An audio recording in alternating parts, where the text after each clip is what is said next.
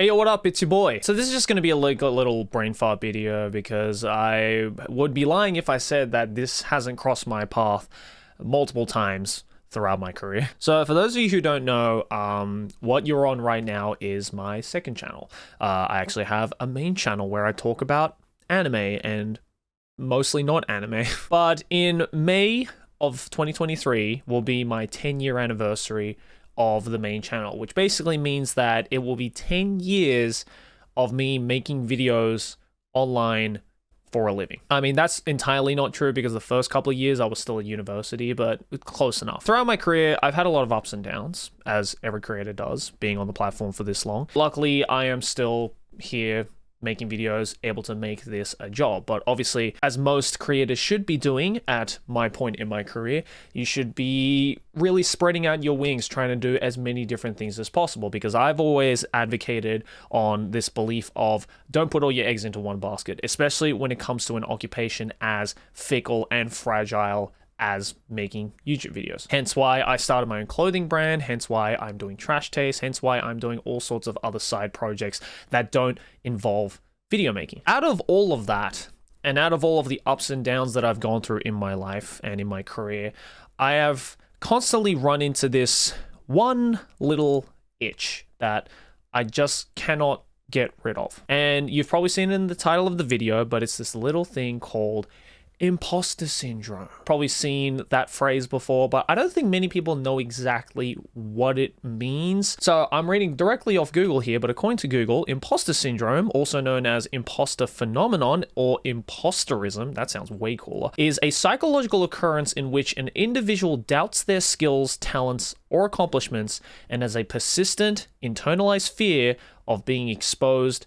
as a fraud. Now, that seems quite ambiguous, and I think they purposely did that because I feel there are lots of different types of imposter syndrome, and obviously what you do in your life as a career, as a lifestyle, as an occupation can vary the type of imposter syndrome that you have. But I think one occupation especially where imposter syndrome is very prominent is the world of content creation. Basically, anyone who is making a living off of making something or being creative on the internet, I feel at one point in their life, if not currently, have run into a little bit of imposter syndrome. And I am most certainly no exception to this either. I'd be lying if I said that there have been many times where I've run into imposter syndrome. But I guess the main point that I want to make in this video, in case there are any YouTubers watching, or if there are any content creators watching, hell, if you're not a content creator and you have run into imposter syndrome at least once in your lifetime, is that the conclusion that I came to this whole imposter syndrome thing is that I always thought having imposter syndrome was a negative thing. It's a pretty terrible syndrome that I feel a lot of people are trying to get over, and a lot of people are trying to avoid having in one way or another. And obviously the way that you can get out of imposter syndrome, the way you can avoid it, is different for everybody. But what I have learned from having imposter syndrome over my entire career, entire 10 years on YouTube, is that imposter syndrome is normal. And in a lot of ways, I think having imposter syndrome, at least a light idea of imposter syndrome in your head, is almost a good thing. Now, let me explain why that is the case. But for one thing, you're probably wondering, oh, Joey, why do you have imposter syndrome? Are you not proud of the things that you have done? Do you doubt that you got to where you are because of your own, skills and talents and, connections and all that kind of stuff? And the answer is yes. I do very much doubt it because, in a lot of ways, I think I just got really lucky. I always say to myself, and a lot of people ask me, hey, how did you get to where you are? How did you get to doing what you do for a job? What are the secrets to doing what you did? And, I always have to tell people, I don't know. I kind of just did what I wanted to do, and then whether Lady Luck was on my side or not, I managed to get to where I am. And every time I answer that question like that, a little bit of imposter syndrome comes over me, being like, oh, how did I get to where I am? Was I really just lucky, or did I work hard? The reality of the situation is, it's probably a bit of both. You know, my mom always used to say luck is also a skill in and of itself. And I firmly believe that. I think, you know, being lucky, being in a situation where luck comes to you and gives you the benefits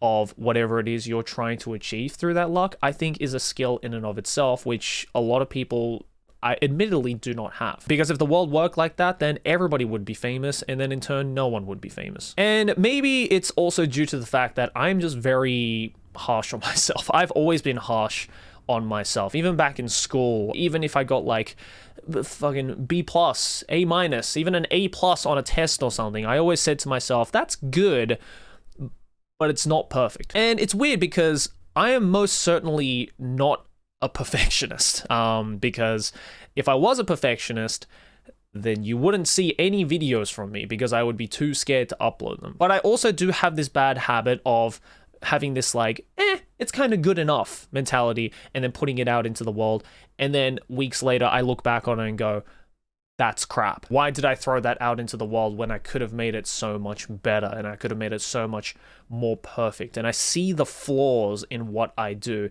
even if it might be something that everybody else around me is praising me on. It might be like the biggest fucking video I've ever done, or the biggest like creative endeavor I've ever done, and every single person around me is going, yo, Joey, that shit was dope, fucking awesome, great video, probably one of your best videos ever, and I'm stuck there, you know, taking in all these compliments, which I'm, for one, not good at. But two, I look at it and I go, what is everybody seeing in this? Just a little history lesson. The first video that originally blew me up was this video called 7 Types of Anime Fans, which was this skit that I made highlighting the different types of anime fans that exist in a comedic, jokey type of way. For one, that was the first ever time I ever filmed a skit. And two, I did not script that video. That all the skits, all the things I said in that video, I just came up with on the spot. And not only did that video do really well in terms of views and likes and the general reception, but it was also one of the big reasons why my channel originally blew up, which, don't get me wrong, I am super fucking humbled by the fact that people enjoyed that video. But it was such a weird instance, and I feel this was the first time I really got imposter syndrome. I was greatly influenced by the likes of people like Smosh and Ryan Higa growing up on early YouTube, you know, who do these kinds of skit-based videos, and I thought to myself, oh, I want to do that too. And so I tried it out, I uploaded it, and then it blew my channel up. But I look at it now, and I even looked at it back then, and I went, this is shit. I am basically just copying the likeness of all these other successful skit-based channels, but I know that I am nowhere near as good as those people. So why is it that people are enjoying this video? And, you know, you might be thinking about it and going, oh, Joe, you're looking at things way too negatively. Are you like a nihilist? Are you depressed and everything like that? No, but, you know, it's just a result of me being, again, harsh on myself, harsh on the skills that I have acquired. And I always think to myself, oh, this isn't the skill that got me there. I just happen to get lucky. And I think that feeling in the world of content creation especially is something that is quite common amongst creators, regardless of whether they talk about it publicly or not. I think every creator at some point in their career has run into this idea because of just how saturated the content creation world really is. Everybody is influenced by everyone in one way or another, and there's nothing wrong with that as long as you can turn it into something of your own style. But I think it being directly, I guess, influenced by another content creator to make a certain type of content, or the way you present yourself in a video in this way, I think at the end of the day, deep in the back of your head, you do think to yourself, oh, I am still just kind of copying this person. I know it sounds mad depressing, especially again as my 10-year thing is approaching. It should be something that I'm celebrating, right? But I feel this is also kind of important to talk about because, again, as I mentioned earlier,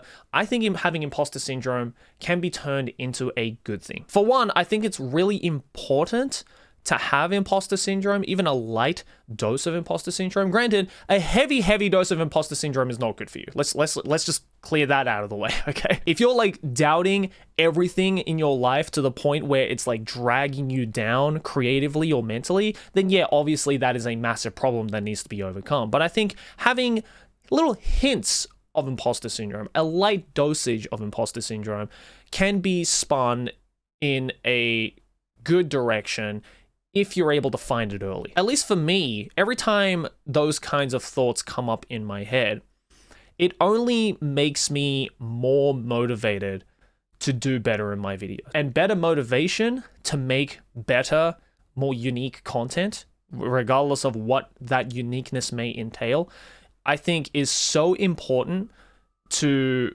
carrying a career like this that is purely creative based, with a little bit of business as well, but you know, for the most part, purely creative based, and be able to do it for long periods of time. And I think that also helps in really broadening your horizons as well. As I was saying at the beginning of the video, me having imposter syndrome is a big reason why I decided to start my clothing brand, because I saw all these other content creators making merch, making clothes based around their YouTube channel. But then I thought to myself, well, I don't want to be like them. I don't want to run into that problem of just trying to be a better version of them or a clone of them. So I got to do something that's different. And so that's why I decided to launch Nonsense, a clothing brand that has pretty much nothing to do with me other than the fact that I own it. None of the designs, none of the ideas, none of the stories behind the pieces we're making for the Nonsense brand has anything to do with the Anime Man or Joey Bissinger or anything of my likeness. I just happen to own the brand. And that wouldn't have come around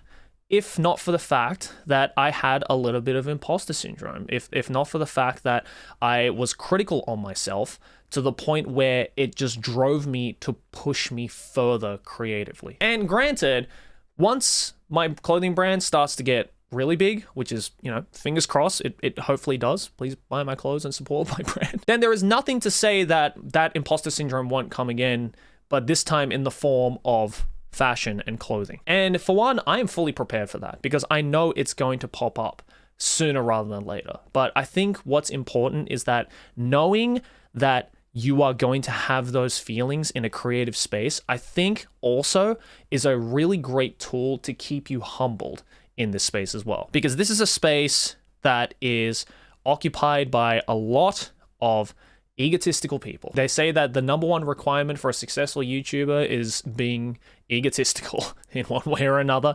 And, you know, in a lot of ways, it is very true. Putting yourself out there on camera for the entire world to see and praise you is a pretty egotistical thing, regardless of whether you want to take that in a positive or a negative. And there is nothing wrong with being proud of yourself and the things that you make. I think everybody should be proud of the things that they put out there into the world.